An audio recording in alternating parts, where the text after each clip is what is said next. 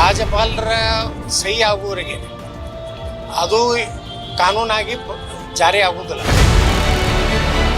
BJP ಹಿಂದೂಗಳ ಮೇಲಿನ ದ್ವೇಷದ ಸಲುವಾಗಿ ಇಂಥ ಒಂದು ಕೆಟ್ಟ ಸಂಸ್ಕೃತಿನ ಆಯಾ ಭಾಗದಲ್ಲಿ ಕಾಂಗ್ರೆಸ್ ಶಾಸಕರು ಒತ್ತಾಯ ಮಾಡಿ ಕೇಸ್ ಹಾಕುವಂಥದ್ದು ನಡೆದಿದೆ. ಸ್ನೇಹಿತರೆ, ಈ ಸಂಜೆ ನ್ಯೂಸ್ಗೆ ಸ್ವಾಗತ. ಕರ್ನಾಟಕದಲ್ಲಿ ದ್ವೇಷ ಭಾಷಣ ಮತ್ತು ದ್ವೇಷ ಅಪರಾಧ ತಡೆ ವಿಧೇಯಕ 2025 ಸರ್ಕಾರ ಮಟ್ಟದಲ್ಲಿ ಕ್ಯಾಬಿನೆಟ್ನಲ್ಲಿ ಅಂಗೀಕಾರ ಆಗಿರುತ್ತೆ. ಈ ಒಂದು ದ್ವೇಷ ಭಾಷಣ ಕಾಯ್ದೆಯನ್ನ ಇದೀಗ ಯತ್ನಾಳ್ ಅವರು ಜೊತೆಯಲ್ಲಿ ಬಿಜೆಪಿಯ ಹಿರಿಯ ನಾಯಕರಾದಂಥ ಸುರೇಶ್ ಕುಮಾರ್ ಅವರು ಹೇಳ್ತಾ ಇರುವಂತೆ ಗೃಹ ಇಲಾಖೆ ವಿರುದ್ಧ ಅಸಮಾಧಾನವನ್ನು ವ್ಯಕ್ತಪಡಿಸಿದ್ದಾರೆ.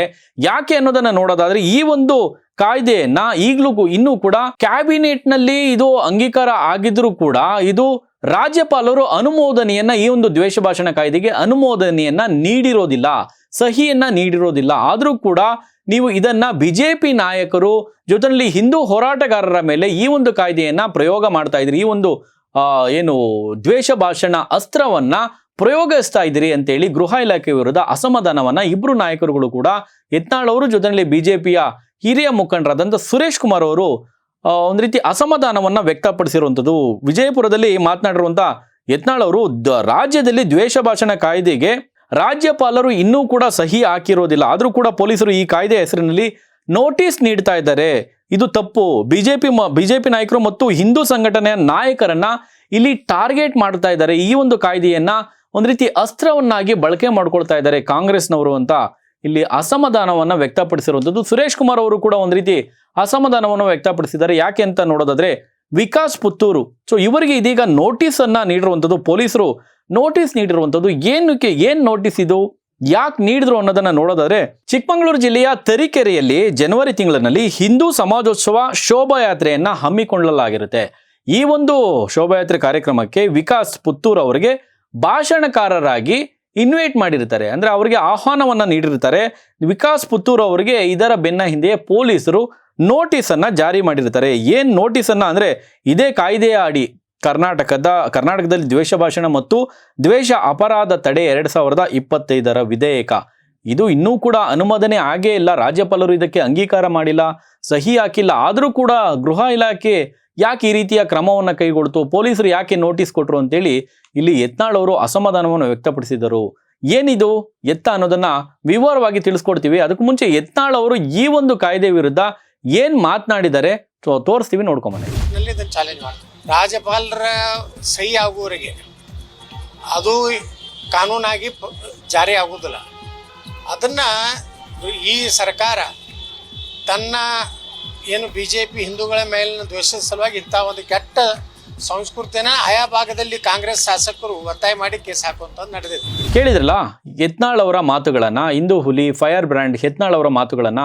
ಹಿಂದೂ ಸಂಘಟನೆ ಕುರಿತು, ಅಂದ್ರೆ ಹಿಂದೂ ಹೋರಾಟಗಾರರ ಮೇಲೆ, ಹಿಂದೂ ಮುಖಂಡರ ಮೇಲೆ, ಬಿಜೆಪಿಯ ನಾಯಕರುಗಳ ಮೇಲೆ ಈ ಒಂದು ಅಸ್ತ್ರವನ್ನ, ಈ ಒಂದು ದ್ವೇಷ ಭಾಷಣ ಕಾಯ್ದೆಯನ್ನ ಪ್ರಯೋಗ ಮಾಡ್ತಾ ಇರುವಂಥದ್ದು ಇದು ಸರಿಯಲ್ಲ. ಗೃಹ ಇಲಾಖೆ ಈ ಕುರಿತು ಉತ್ತರ ಕೊಡಬೇಕು ಅಂತೇಳಿ ಇಲ್ಲಿ ಆಗ್ರಹ ಕೂಡ ಮಾಡ್ತಾರೆ. ಯಾಕಂದ್ರೆ ರಾಜ್ಯಪಾಲರು ಈ ಒಂದು ಕಾಯ್ದೆಗೆ ಇನ್ನೂ ಕೂಡ ಅಂಕಿತ ಇಲ್ಲದೆ, ಅಂದ್ರೆ ಕಾಯ್ದೆಗೆ ಅಪ್ರೂವಲ್ ಇಲ್ಲದೆ, ಕಾಯ್ದೆಗೆ ಅವರ ಸಹಿ ಇಲ್ಲದೆ ನೀವು ಹೇಗೆ ಕಾನೂನನ್ನ ಜಾರಿಗೆ ತರೋದಕ್ಕೆ ಸಾಧ್ಯ? ಗೃಹ ಇಲಾಖೆ ಈ ಕುರಿತು ಉತ್ತರ ಕೊಡಬೇಕಂತೇಳಿ ಯತ್ನಾಳ್ ಅವರು ಒಂದು ಕಡೆ ಹೇಳಿದ್ರೆ, ಮಗದೊಂದು ಕಡೆ ಇಲ್ಲಿ ಬಿಜೆಪಿಯ ಹಿರಿಯ ನಾಯಕರಾದಂಥ ಸುರೇಶ್ ಕುಮಾರ್ ಅವರು ಕೂಡ ವಿಕಾಸ್ ಪುತ್ತೂರು ಅವರ ಪರವಾಗಿ ಮಾತನಾಡಿದ್ದಾರೆ. ಅಂದ್ರೆ ಪರವಾಗಿ ಏನಂತ ನೋಡೋದಾದ್ರೆ, ಇನ್ನೂ ಅಂಗೀಕಾರನೇ ಸಿಕ್ಕಿಲ್ಲ ಈ ಒಂದು ದ್ವೇಷ ಭಾಷಣ ಕಾಯ್ದೆಗೆ, ಇನ್ನೂ ಕೂಡ ರಾಜ್ಯಪಾಲರು ಸಹಿ ಹಾಕಿಲ್ಲ. ಇದರ ನಡುವೆ ಬಿಜೆಪಿಯ ಹೋರಾಟಗಾರರ, ಬಿಜೆಪಿಯ ಹಿರಿಯ ನಾಯಕರಿಗೆ ಈ ರೀತಿ ನೋಟಿಸ್ ಕೊಟ್ಟಿರುವಂಥ ಕ್ರಮ ಸರಿಯಿಲ್ಲ ಅಂತೇಳಿ ಇಲ್ಲಿ ಆಕ್ರೋಶವನ್ನು ಸುರೇಶ್ ಕುಮಾರ್ ಅವರು ವ್ಯಕ್ತಪಡಿಸಿರುವಂಥದ್ದು. ಏನಿದು ನೋಟಿಸು, ಯಾಕೆ ಕೊಟ್ಟರು ಅನ್ನೋದನ್ನ ನೋಡೋದಾದ್ರೆ, ಚಿಕ್ಕಮಗಳೂರಿನ ತರೀಕೆರೆಯಲ್ಲಿ ಇದೇ ತಿಂಗಳು ಹಿಂದೂ ಸಮಾಜೋತ್ಸವ ಯಾತ್ರೆ ನಡೀತಾ ಇರುತ್ತೆ. ಈ ಒಂದು ಯಾತ್ರೆಗೆ ಭಾಷಣಕಾರರಾಗಿ ಈ ವಿಕಾಸ್ ಪುತ್ತೂರ್ ಅವರನ್ನ ಇನ್ವೈಟ್ ಮಾಡಿರ್ತಾರೆ. ಇದನ್ನ ಗಮನಿಸಿದಂತ ಪೊಲೀಸರು ವಿಕಾಸ್ ಪುತ್ತೂರ್ ಅವರಿಗೆ ನೋಟಿಸ್ ಕೊಡ್ತಾರೆ. ಏನಂತ ನೋಟಿಸ್ನಲ್ಲಿ ಪೊಲೀಸರು ನೀಡಿರುವಂತ ನೋಟಿಸ್ನಲ್ಲಿ ಏನಿದೆ ಅನ್ನೋದನ್ನ ನೋಡೋದಾದ್ರೆ, ಪೊಲೀಸರು ನೀಡಿರುವ ಸೂಚನೆಗಳು ಹೀಗಿದೆ: ನೀವು ಸಭೆಯನ್ನು ಉದ್ದೇಶಿಸಿ ಭಾಷಣ ಮಾಡುವಂತಹ ಸಂದರ್ಭದಲ್ಲಿ ಅನ್ಯ ಕೋಮಿನ ಸಮುದಾಯದ ಭಾವನೆಗಳಿಗೆ ಯಾವುದೇ ರೀತಿಯಲ್ಲೂ ಧಕ್ಕೆ ಆಗದಂತೆ ಮಾತನಾಡಬೇಕು, ನೋಡ್ಕೊಳ್ಬೇಕು. ತಾವು ಮಾಡುವ ಭಾಷಣವು ಯಾವುದೇ ಗುಂಪಿನ ವಿರುದ್ಧ ದ್ವೇಷ, ಹಿಂಸೆ, ಪ್ರಚೋದನೆಗೆ ಒಳಪಟ್ಟಿರಬಾರದು. ಜೊತೆಯಲ್ಲಿ ಇನ್ನೊಂದು ನೋಟಿಸ್ನಲ್ಲಿ ಸೂಚನೆಯನ್ನ ನೀಡಿರುವಂಥದ್ದು: ಶೋಭಾಯಾತ್ರೆಯ ಸಮಯದಲ್ಲಿ ತಾವು ತರೀಕೆರೆ ಪಟ್ಟಣದ ಪ್ರಮುಖ ಬೀದಿಗಳಲ್ಲಿ ಮೆರವಣಿಗೆ ಕಾರ್ಯಕ್ರಮ ಹಮ್ಮಿಕೊಂಡಿದ್ದು ಶಾಂತ ರೀತಿಯಲ್ಲಿ ಸಾರ್ವಜನಿಕರಿಗೆ ಮತ್ತು ಸುಗಮ ಸಂಚಾರಕ್ಕೆ ತೊಂದರೆ ಆಗದಂತೆ ನೋಡ್ಕೊಳ್ಬೇಕು. ಇಲ್ಲದಿದ್ದ ಪಕ್ಷದಲ್ಲಿ ನಿಮ್ಮ ಮೇಲೆ ಕ್ರಮವನ್ನು ಕೈಗೊಳ್ಳಲಾಗುತ್ತೆ ಅಂತೇಳಿ ಪೊಲೀಸರು ನೋಟಿಸ್ನಲ್ಲಿ ತಿಳಿಸಿರುವಂಥದ್ದು. ಇದರ ವಿರುದ್ಧ ಇದೀಗ ಬಿಜೆಪಿಯ ಹಿರಿಯ ನಾಯಕರಾದಂಥ ಸುರೇಶ್ ಕುಮಾರ್ ಅವರು ಕೂಡ ಅಸಮಾಧಾನವನ್ನು ವ್ಯಕ್ತಪಡಿಸಿದ್ದಾರೆ. ಯಾಕಂದರೆ ರಾಜ್ಯಪಾಲರು ಇನ್ನೂ ಕೂಡ ಈ ಒಂದು ಕಾಯ್ದೆಗೆ ಇನ್ನೂ ಕೂಡ ಅಂಗೀಕಾರವನ್ನು ಮಾಡಿಲ್ಲ. ಕೇವಲ ಇದು ಕ್ಯಾಬಿನೆಟ್ನಲ್ಲಷ್ಟೇ ಇದ್ರ ಕುರಿತು ಪ್ರಸ್ತಾಪ ಆಗಿದೆ.